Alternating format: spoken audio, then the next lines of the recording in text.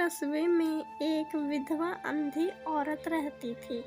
उसका एक बेटा था जिसके पालन पोषण की सारी जिम्मेदारी उसके कंधों पर थी।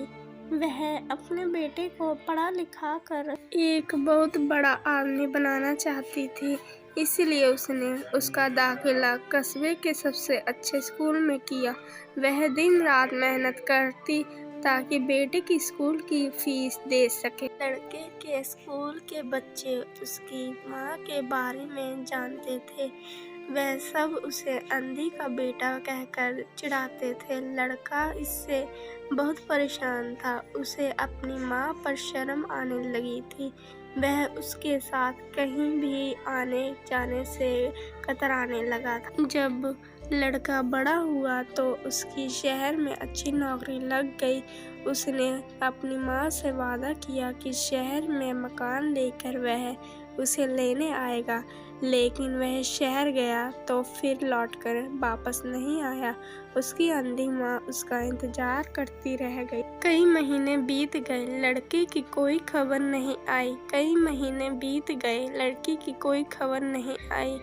अंधी एक दिन उससे नहीं रह गया और वह बेटे से मिलने शहर पहुंच गई।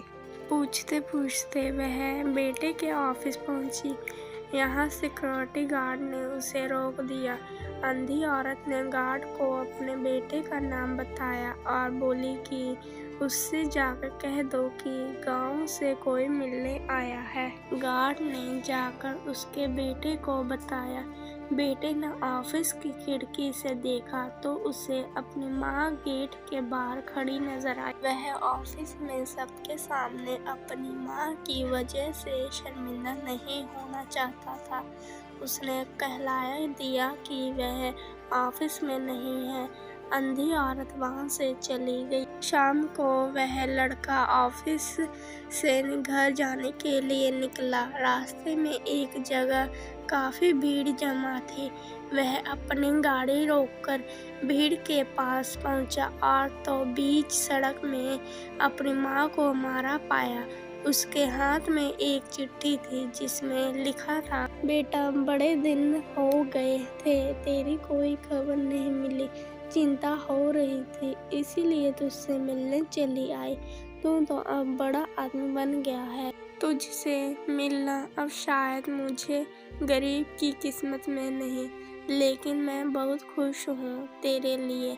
तूने अपना ही नहीं मेरा सपना भी पूरा किया। मलाल है कि तेरी तरक्की देख नहीं सकती। काश बचपन में तेरी आंखों में सरिया ना घुसा होता और मुझे तुम्हें अपनी आंखें ना देनी पड़ी होती तो तेरी तरक्की अपनी आंखों से देखकर सुकून से मरती, तेरी अंधी माँ। ये पढ़कर लड़का फूट फूट कर रोने लगा। जिस अंधी माँ पर उसे शर्म आती थी, उसने उसके लिए कितना बड़ा बलिदान किया था। वह आत्मग्लानि से भर उठा और जिंदगी भर खुद को माफ नहीं कर पाए। दोस्तों, माता पिता अपने बच्चों के लिए अपना सर्व न्यौछावर कर देते हैं। उनका हमेशा सम्मान करना चाहिए।